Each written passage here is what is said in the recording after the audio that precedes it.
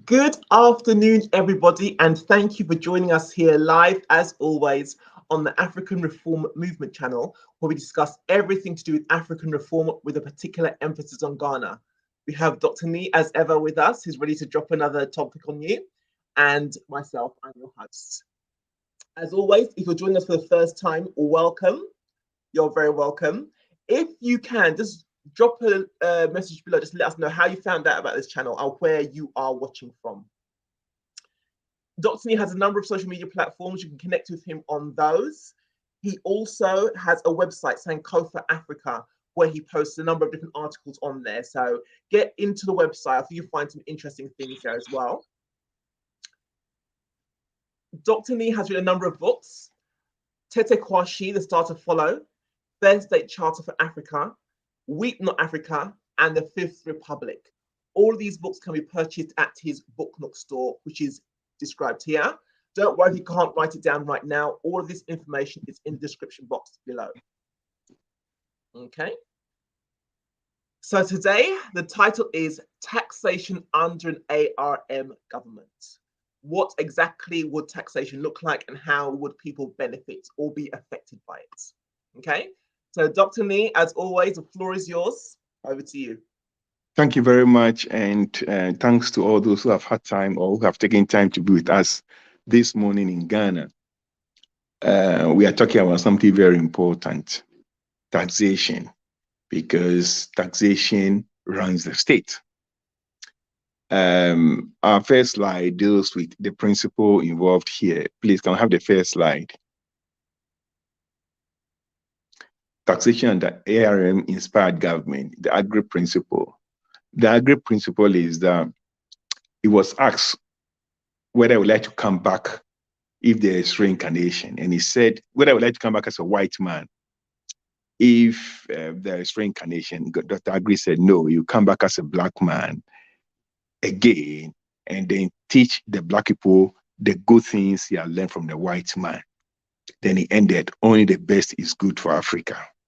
So now the message from that answer of Dr. Agri is that wherever an African finds himself or herself, he or she must imbibe the good things in that place and bring back to his people. Well, I'm not going to die and reincarnate, so I'll do it whilst I'm alive. And by the grace of God, I'm in Australia, the most stable economy in the world. One of the 8 countries with AAA ratings from all the credit rating agencies, and the only one that has remained so for the past 22 years at least. So they must be doing something correct. And if you find yourself in a place like Australia, you have to learn the best things there so that you take it to your people, because there's a big gap we have to bridge. Taxation under ARM-inspired government. This is the Agri principle. Next slide, please. Tax and revenue. Okay. So in Australia here, the tax to GDP is about 24%, 16 at the national level and 8 at the state level. And in Australia, 92% of total revenue is from tax. So now when I'm thinking about Ghana, I have to think about how can I adopt this system to work for Ghana too. Now, last financial year, the tax revenue for Australia was $593.2 billion. Okay. Tax revenue was 593.2, almost $600 billion for 25 million people. In Ghana, the total revenue was just 100 billion cedis. Okay. 100 billion cedis for 31 million people. Total revenue, 100 billion cedis. Tax revenue, total revenue of Australia is about $645 billion. $645 billion for 25 million people and 100 billion cedis for 31 million people. There's a big gap. Okay. And the reason why the gap is there is that we are not doing the right things they are doing. If you want to close the gap, bridge the gap, then you got to learn the right things. Okay. So I'm looking at a Ghana, an eco-fed Ghana, where you have a national government and state government, and we'll be aiming at 24% of GDP being taxed.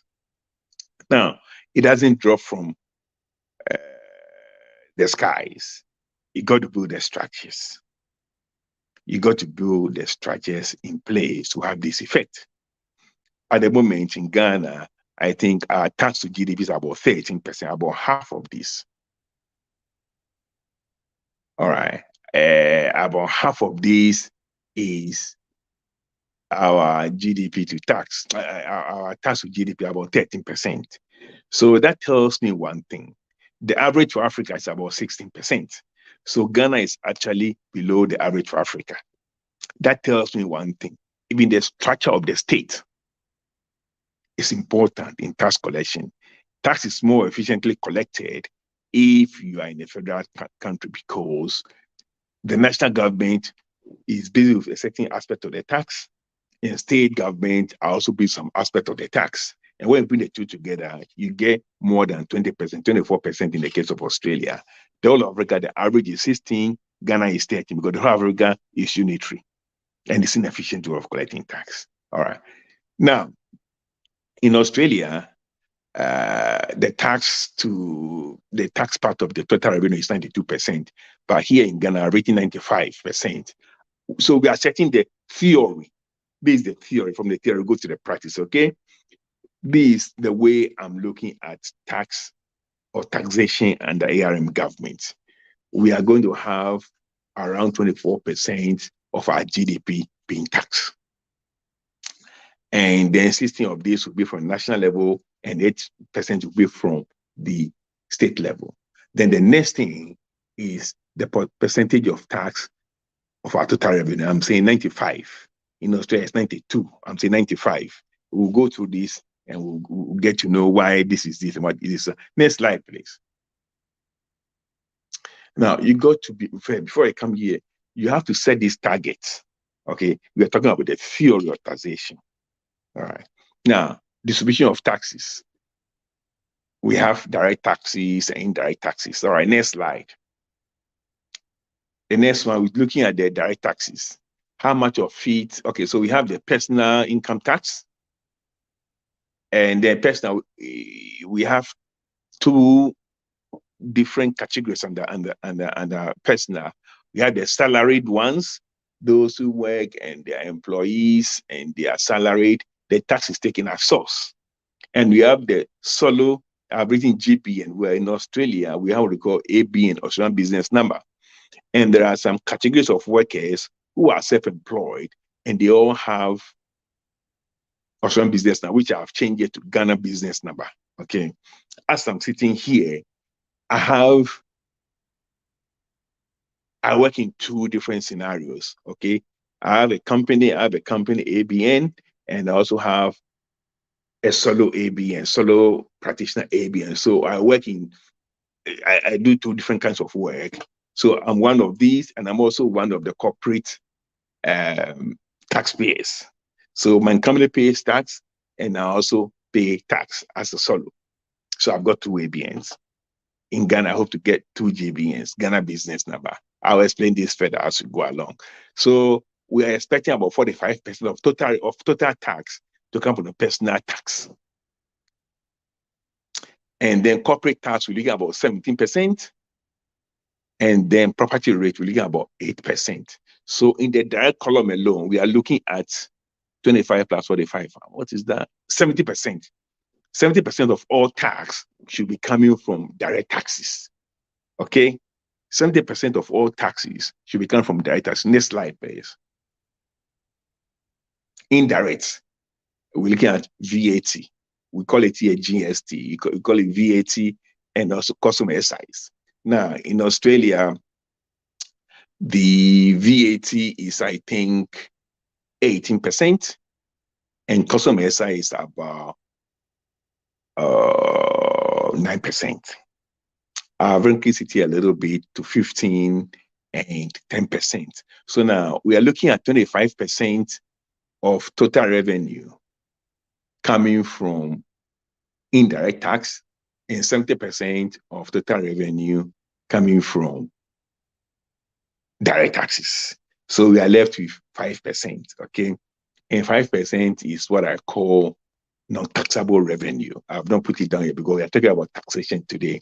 Non-taxable revenue. Non-taxable revenue, basically, profit government makes from bonds and also government-owned companies and stuff like that, and government investment and things like that. The Ghana, as we're speaking today, most of our non-tax revenue comes from cocoa sales. Okay, because we don't tax the cocoa farmers. What you do is we buy the cocoa from them in cities, we go and sell it, get dollars, and use the dollars to buffer the city. Okay, we waste the money. That's what we do. All right. Under ARM government, that will stop. What we do is if the cocoa is sold for $1 on the international market, we pay the cocoa farmer $1, and the cocoa farmer becomes a business entity, either whether the person wants to register as a solo farmer with solo, the person is a business with his own GBN, or whether wants to register his company as a company. Each way, the cocoa farmer will now pay tax as a corporate entity.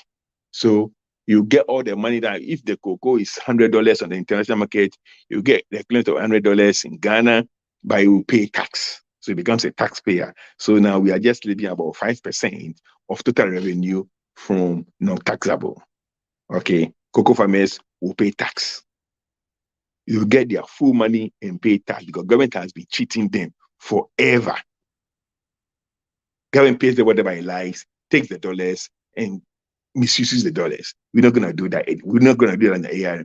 On the ARM, whatever we sell the cocoa farmers to give them their full money and they pay tax. And it's going to be very easy to collect their tax because we know how much each cocoa farmer sells. So if cocoa farmer sells $100,000 worth of cocoa, and is paying 20% tax, then the government gets 20,000. Okay, so just like your tax is collected, income tax is collected at source. Simple. There's no gitty about this. All right. So that's the way ARM is looking at it. Next slide, please.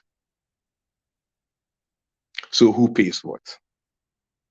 Now, we have now seen that, or we are saying that 45% of total revenue should come from personal income tax. In Australia, it's 47 to 50%, depending. All right, so we say 45% should come from personal income tax, 70% from corporate taxes, 8% from property rates, and then we come to indirect 15%. Is it 15% from VAT and 10% from SIs and customs, and then 5% from non-taxable revenue. All right. So we have the 100. Now we are taking, you say, who pays what? In Australia, the top 5% of income earners pay 60% of all income tax. They pay 60% of all income tax. Now, so we are talking about the theory here now. In Australia, before you pay a cent, you have to earn more than $18,200 a year. You have to earn more than $18,200 a year. As you are talking right now, that amount of money is about 126,000 cedis per year, because the $100 is about 7 cedis. So 7 times 18 is 126. So in Australia, you don't pay anything if you don't pay any tax if you earn less than 126,000 cedis a year. I don't know how much that, I don't know how many people earn that in Ghana, but we will decide that the lowest 5% income earners will not have to pay tax. We have to take some people off because we need a certain threshold above which people will pay tax. That's what you do in Australia here. The cutoff for tax payment is 18,200. Okay. Those who earn less than that don't pay any tax at all because they are seen as vulnerable and they are seen as poor. We must also have a system like that that will exempt certain people from paying income tax because their money is too small. I don't know the tax levels and things in Ghana because we work all this. We're talking about the theory. We're going to work all these things out. But we are saying that the lowest 5% of workers wouldn't have to pay tax. Probably they also fall in the same category as the $200,000 here. But the principle here is that we're not going to allow them to pay. Now, how do we do that? How do we map up the top 5%? And where do we set the limit? In Australia, to be in the top 5%, you have to earn $180,000 a year minimum. If you earn $180,000 a year, then you are in the top 5%, and your marginal tax rate is 45%. Okay, 45% in $1. Yes, that's what comes up with the 60% of all income tax paid. You got to pay your fair share. And those who earn less than 18,200, they don't pay anything at all. And in between, they are different grades. So I'm looking at Ghana, where a certain number of people will not pay anything at all. We're going to have only 3 brackets. 20% if you end up to a certain amount, 30% if you end up to a certain amount, and 40% is going to be the top range. Okay, 40% is going to be the top range. So that if, for instance, we decide the top range is going to be 200,000 cedis a year, all those who earn 200,000 cedis a year, from 200,000 cedis, they will pay 40%. Because we have to make sure that the majority of the weight of the tax is borne by the top 5%. Now, all that I'm talking about, I'm looking at these things, it's not going to happen the first year. I'm looking at something. These are things that I believe will be, because we have to put a lot of things into action. You have to do a lot of things, change software, do a lot of things, be able to catch people. We're going to have, a very comprehensive remaking of the tax regime. So how do we do that? We have 3 levels: 20%, 30%, 40%. 40% for the top 5%. They're supposed to pay 60% of all income tax in Ghana. And the top lowest 5% will not have to pay anything because they are very vulnerable. Now, people will have to understand one thing. In Australia, they are able to achieve the levels I've spoken about because, as we are speaking right now, the unemployment is 3.5%. So 96.5% of those who are eligible to work are in the workforce. Now, when you have 96.5%, then you know that yes, your 45% of all your total revenue can come from income tax. Okay, because the people are working. So for you to have any meaningful personal income tax, people should be working. You cannot tax those who are not working. So hand in hand with taxes there is employment. And there are so many things that we are going to do to improve employment. Now, and it's not only just that, but employment means that somebody is employing you basically. But we're also going to make sure that, okay, so we take out this theory. We're going to have 3 main people. 3 main people basically manage what I'm talking about, okay? And I've got those 3 people already. They know themselves and I know them. And we are talking, we are doing what we have to do behind closed doors as I speak to you now. One will be Governor of Bank of Ghana. Another person will be the treasurer. Okay, the treasurer will be doing the job that the finance minister is doing now. He will be in charge largely of the fiscal policy. And then the third one is going to the Minister of Finance with the 3 portfolios of digital economy, small business, and deregulation. Okay, so this other person will be looking at, so basically, this third person is the one who's going to restructure the whole economy. because we have to bring small business into the business, into the tax net. But you see, this is what happens. If, for instance, somebody makes Gary Adodoa and the person makes $100 a month, and the person is struggling to make ends meet, he cannot go and collect money from the person for tax. The person will belong to the lowest 5% people who is not going to pay any tax. But if your minister for small business is able to put policies in place that raise the income of this person from $100 a month to $500, and you tell this person, okay, you're a small business now, your tax rate is 20%. So out of this 500, you're going to give me 20%, which is 100, and you bill it to 400. The person is more likely to accept it because only a few months ago, he was earning only 100. And by your intervention, he's now earning 500. So when I say employment, some people are underemployed as we speak. Although they appear to be working, they are still underemployed because their full potential is not being realized because of a very clueless government. Employment means bringing people into the job and also improving those who are working to their full employment, to their full capability. Now, that calls for something different. How are you going to increase the income of a Gary maker? You people must understand that production ends with consumption.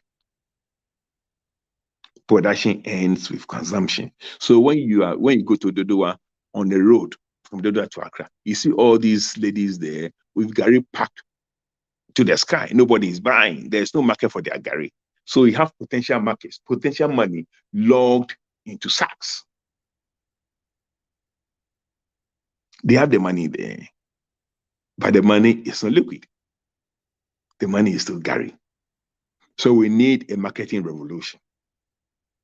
Okay, and that's a job for the Minister of Digital Economy, Small Business, and Deregulation. I'm not going to go into details as to how we are going to do it, but believe you me, you see the plans made because we need a marketing revolution in Ghana. We have oranges, we have all these things there. We don't know what to do with them. They rot and the farmers go poor, and the women who sell them go poor. We have to increase household income before we can tax them properly. And that's why the tax is calculated as a fraction of GDP. Your GDP goes up, tax goes up. It's as simple as that. The economy is more productive, tax goes up. So you're not going to take tax in isolation from the general economy. That's how people understand. You see, that's the problem with this particular government. They realize that they are not getting enough money from income tax. But how do you get money when people are not working? How do you get money when people are not working? Get a job and tax their income. And then because they want to close the fiscal gap, they want to close the budget deficit, they decide to bring in e-levy because that's a consumption tax. It's an indirect tax that whatever you consume, you pay for the tax on it. Forgetting that a direct tax is a flat tax. So the person who is earning 1 billion will pay the same percentage as the person who is earning 100 cedis. So it's not fair. It's non-discriminatory. Whereas personal income tax is discriminatory. The person who earns more pays more. The top 5% pays 60%. So, and like I said, 70% of income of total revenue comes from direct tax. That's what I've learned from the white man. And only 30% comes from indirect tax, like custom and excise, and then what's the other one? VAT. Because it's not discriminatory. If you decide to take so much money from there, you're going to hit the poor. Now, when income tax gives about 50% of total revenue, okay, and 60% of income tax comes on the top 5%. It means the top 5% pays 30% of total revenue in the country. Because 50% gives total revenue, 50% comes from personal income tax. 50%, okay, half of total revenue. But then out of these 50% that comes, 60% of that 50%, that is 50 times 60, 30, comes from only the top 5%. So in a country like Australia, the top 5% pays 30% of all government revenue. In Ghana, I don't even think they pay 10%. So that's where the problem is. And because government cannot actually trace them and tackle them, they decide to bring their money to the easy one, non-discriminatory consumption tax, e-levy. They don't have to do it. Somebody will collect money for them. And that's why it's failed. So the principle is this: at least 2/3 of government revenue will come from direct tax. 2/3 up to 70% will come from direct tax, and then about 30% will come from indirect tax. The thing government would then want to get all the money from the, what do you call that place? From the ports. They're forgetting that when you impose so much tax on the port, it's transferred back to the consumer. Australia doesn't live on duties, on customs. No. It's targeted those who have the money. And they pay 30%, 5%, just 5% of the population. They pay 30% of all government revenue. So that when you bring things to the port, you don't have to charge you arm and leg. So you bring your things into the system, you also don't have to charge so much. So consumers are not overly punished. But we don't have that system. It's so easy to increase levies and get fund, this and that, put all the so many taxes, because we don't know how to track down personal income tax so that they pay, the top 5% pay 60% of all income tax and 30% of all government revenue. We don't know how to do that. But that's the way we are going to do it. And that's why Grace said that when the issue should come back, he will come and see the black man, the best thing that he learned from the white man. Only the best is good for Africa. Ciao, Manyaba.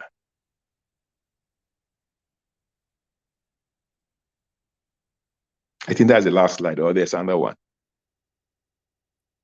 That's the last one. Yeah. That's the last one. Okay, but thank you for that, Dr. Nee. Thank you. Just before we get into some questions, because no one's actually put up any questions just yet, I'm just going to show you the people that are on here. You've got Victoria. Hey, Manvik. Kenneth, as always. Welcome, Kenneth. Oh, yeah, you got Matthias. Oh, Chief Farmer. He's writing from Scotland. Oh, wow, okay. Yeah, we're in the same class with Kenneth. Oh, because, yeah. Hey, Man Sophie. This is a new person. I've never seen this person on here before. Oh, yeah, that's my cousin. Okay. Namely, and Eric. Oh, in Kranzanov. All right, I'll be coming there soon. Okay, so. Oops. Okay, and Hubert's on here. He said, great delivery. Hello, yeah, Hubert, how are you? Hubert's a very young man, a very smart young man. Yeah. So just so I'm clear, I mean, is there any sort of taxation system in Ghana at the moment, or no, not at all? The what? Is there any sort of taxation system in place in Ghana at the moment, or not at all? Oh, they have the tax system in place, but I think those who are carrying the most burden of are those who are directly employed by government and big corporations. I see. Yeah, I think the small business sector is very weak. It's very informal. So it's very, I don't think they've found a mechanism of roping them in. You see, but that's the whole problem. When we bring the Ghana business number thing on board, you're going to have, like I've said before, every district is going to have a small business advisory board. Okay. That is going to register all of them and going to give them advice, teach them how to take stock, basically make them more productive. Because when people do not earn money, you cannot tax them. It's true. We have a lot of people in Ghana who are underemployed. They think they're employment, but they are getting maybe a tenth of what they should get in a proper system. So now, when you increase their productivity, and the person who has been selling kenke for the past 20 years on the same table, you're able to convince the person, look, this is not the way to do it. If you do it this way, if you add this, it's going to get double your income in 2 months, this and that and that. And it happens, the person will be willing to part some away as tax. The woman who has been doing frying kelewele, you tell her, look, in Australia, people who have chips and fish stores, they also have mortgage. They buy houses. We got to change the whole system. But until change the system and make them more productive, they're going to pay, because you cannot collect money from someone who doesn't have their money. Sure. Tax must be affordable. That's one of the principles I spoke about the last time. It must be affordable for the payer and for government also to collect. So we can't talk about taxation in isolation. When you're talking about tax, you have to talk about increasing household income. We have to talk about employment, and you have to talk about appropriate employment, not underemployment. Yes. We have all these category systems, so we are in a very, very inefficient system. I mean, you have somebody who probably owns a chop bar, okay, a local restaurant. He probably earns more money than the clerk in the ministries. But the clerk gets the clerk pays tax at source. There's nothing he can do about it. But this person doesn't pay any tax at all. But in real terms, he earns more money than the clerk. It doesn't happen here. How did they do it? All these people I'm talking about, these people who have chop buying, they'll all be registered with Australian business number, ABN. Yeah. Okay. Now, when you have the ABN, you can you have access to loans, you have access to this to improve your own business. So you know that you have to pay tax, and you'll be chased. Like I said before, I've got ABN as a solo practitioner, as myself, as a person, and I've got ABN also to my company. So because we pay two different tax, the company pays a different tax from me. I pay 45% marginal tax. The company has 28% tax. You know how you move your money around so that you're okay with your tax. All right. So there are ways of doing things. And once you see, we don't have that system in Ghana, but it's very easy to have that system in Ghana. Very, very easy. I'm not going to go into details here, but there are a lot of plagiarists around. but it's very, very easy to have that system because of an attachment.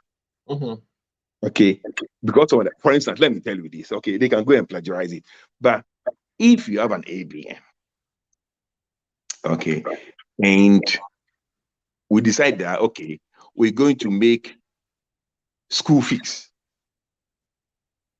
We're going to make school fees tax deductible, so that you pay your child's school fees, and you can take it from your tax. Everybody will pay tax. Yeah. Okay, so that's one attachment. Register. It's like an incentive, isn't it? A very good incentive. Incentive. Well, there are so many things you can do, and that's what happens here. That's good. There are so many things. There are so many things you can do. There are little appendages to the system. People come and register. But I won't go into too much details. But on the area, you see some of these things. So you can, you can do it. Okay. You have to set the goals that you want 45% of all revenue to come from personal income tax. Or you want 50% to come from personal income tax. Out of the 50%, 60% of the 50% should be paid by the top 5% of taxpayers. You have to decide that your tax is going to be 24% of GDP. So as GDP goes, the tax component also goes up. Okay. So, and then 60% or whatever we call at the national level and 8% at the state level. You need to have a federal system to make these things work very well, because tax regulation in England, you're surprised that England collects its tax, Scotland collects its tax, Wales collects its tax, and nothing collects. So they have that system there. England cannot collect all the tax. It's inefficient. Mm-hmm. That's it. Yeah, it's true. Yeah. So you have that structure in place. All right. You collect that at these two different levels. And they said, okay, you're not going to charge customs, the SI is not going to give more, it's not going to give you more than 10%. I'm sure in Ghana by now it's maybe 20 or 30%. We are overburdening that area.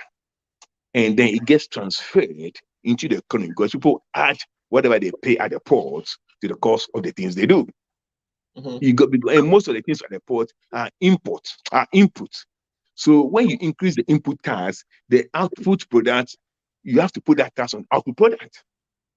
When you lower the input tax, which is the import tax that they put, the people pay, whereas the output or the outcome also will be, the price will be cheaper for the person who buys it eventually in the market. You got to look at all these at the same time. Said, okay, so who should pay what? 70% should come from direct tax, 30% should come from direct tax. Case today, among the direct tax, they said that the lowest 5% shouldn't pay any tax at all. Yeah. And these people should pay so much. And then in between, you have 20% tax, 30% tax, 40% tax, so the top 5%. You got to look at the figures and say, okay, this is a fair way of doing things. If I don't do it this way, the burden will be too much for these people. All right. Now, we don't have that system. We have probably 80% of our workers in the informal sector. And they don't be captured properly. There's no incentive for them to pay tax or do anything like that. But we'll change the system. Okay. So this Shika just made a comment here. This is a major issue, she says. It is. Yeah. Absolutely. Yeah. So how, I mean, it's a massive, massive, massive undertaking, a massive piece of work. And let's just say you know, ARM gets in. Would you be looking to roll this out steadily throughout your presidency, or are you giving yourself a period of time to get such a thing established? Or would it, 2 years. 2 years. 2 years. Okay. 2 years, yeah. Okay. 2 years. Shika's said, a friend just told me her old retired father-in-law got the housing tax bill of 132,000 Ghana cedis. How do they even determine it? Yeah, they just, you'll be surprised. A friend of mine, a lawyer, actually, also told me that they came to your office, and they say you're going to pay this. No rule. No rule. And I believe this story. You see, in Australia, it's not going to happen like that. I mean, if I send to you my bill, you see, it's determined. They have valuation. You get a full whatever, the land valuation, the land value, the this and that and that and that, and how much you're going to pay on it. Yeah. And you can't escape. But in Ghana, they just do anything anyhow, and people don't pay. They will go and give bribe and whatever. Because people forget that, like I keep saying, bribe is also a market force. If you charge somebody 100 cedis for something, and the person is prepared to pay only 20 cedis, that thing needs to go for bribing. Yes, it's an adjustment force. And if you decide that, so they keep increasing the import duty and things at the port, and customers just get the money, not the government. Because if somebody believes that if he pays the government duties, he or she is not going to make any profit from the things he's brought, he's going to bribe somebody. So we've got to look at all these things, you know, questionnaires, surveys, to have a good idea of what people are prepared to pay, what looks reasonable. Because it's better you get 20 cedis than getting nothing. If that's what the market says it is, then you got to work around how to get other money from other places. But if you decide that no, and that's what's happening now, the port is not even going to make what it made last year. Because, yeah, people are not prepared to pay. And government loses. Yeah. So it's just a basic common sense rule of looking at things. All right. Yeah. You want 24% of GDP to be your tax. How do you share it between the national government and state governments? Okay. So now you have direct taxes and indirect taxes. How do you share it? Okay, we are saying 70% in direct taxes, 30% indirect taxes. Okay, in the 70%, how are you going to share it? We are saying that top 5% you pay 60% of all income tax. How are you going to do it? They go step by step. This is how we're going to do it. Okay, property rates. Property rates, how are you going to do it so that it gives you 8% of total revenue? They decide where to target. And you publish it openly. That 4 bedrooms in this postcode. And that's why we bring the postcode issue. Because postcode will identify the socioeconomic status of the residents in a particular area. Okay, that's what we do here. When you mention your postcode, you know you're a poor person. Yeah, some postcodes get water for free. Because they do that, they cannot pay. In Australia, some postcodes get water for free. The other postcodes pay for them. Okay. Yeah. Interesting idea. Yeah. So I call it set code. I talked about this much earlier. So you have the postcodes, you know those here, this how much they earn. If you decide that you're going to pay the 20% of the cost of the building as property rate, they can afford it because you know. So then you spread the money. This is not too difficult. We know that. We just don't do it. Because some of us live in those areas with the rich postcodes. Yeah, it's true. It's true. It's true. Okay, anybody, do you have any questions? I'm looking at it. So far, there's only been one question. Please get your questions in. Any comments you want to make as well, please do feel free to post them in the chat box. Yeah, please. Let the comments come, let the questions come. Because I can talk about this forever. I haven't talked about some areas, but the key take-home thing is that you cannot tax an unemployed person.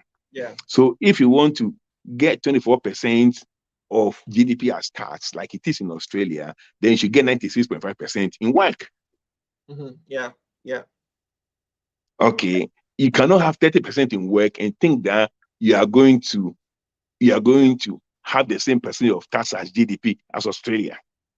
So it starts from work. And now the work the person is doing also must not just be any work, but it must not be underemployment. The person must have full employment. Okay. And apart from that, you also have to increase household income. Because when you increase the income, you get more tax. So all these things work together. And those are the things we are going to look at before we talk about the tax, because if the person is not working, he's not going to pay tax. Kenneth has said, are you going to include a good African tax system, e.g. in Seychelles with the Australian model? What do they do in Seychelles? I don't know what they do in Seychelles.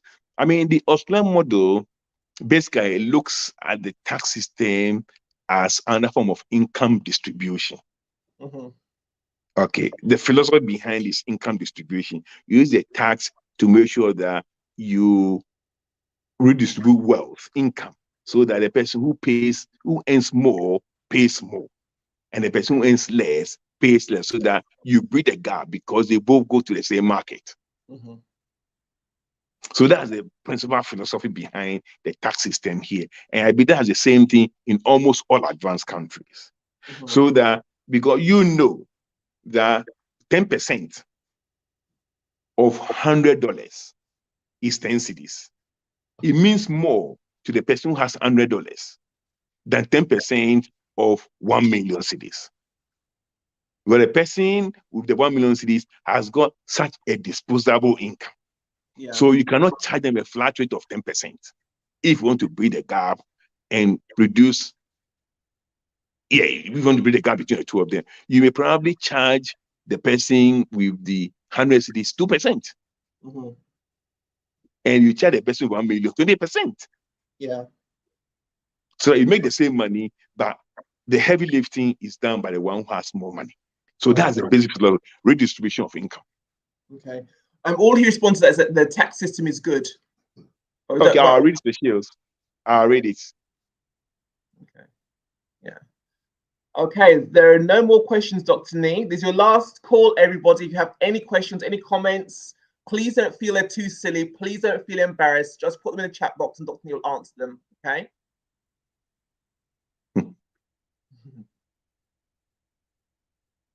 So, yeah.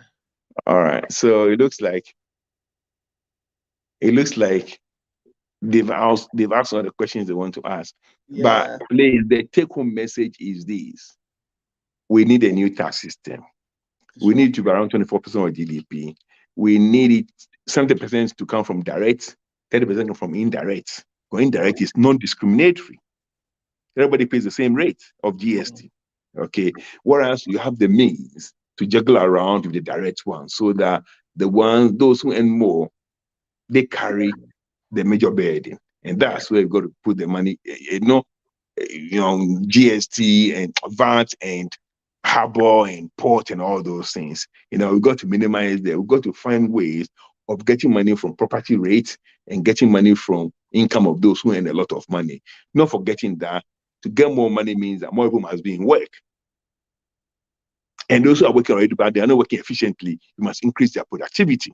Got more productivity, more tax. It's as simple as that. Okay, before we go, just a quick question. Do you have an idea about the unemployment rate in Ghana, or are there no reliable statistics? No reliable. Forget about no reliable statistics here. But I would be surprised, really, really, really, if it's more than 50% in employment. Okay. I think we have unemployment around 50%, if not more. Yeah. The last one from Larbi. He says, I've enjoyed the last bit. Thank you so much, Dr. Uche. Thank you for joining us, Larbi. Good to see you. Sure. Collins, I haven't seen you around for a while. It's good you're back. Okay, well, if no one has any more questions, we're going to wrap it up there. Thank you so much for joining us. I hope you were able to really understand what Dr. Nee was saying. If not, please just go back and watch this broadcast again. As always, same time, same place, next week with a new topic. So let your friends know so they can come around and watch and also join in the conversation. Have a Thank you. Take care. Bye-bye.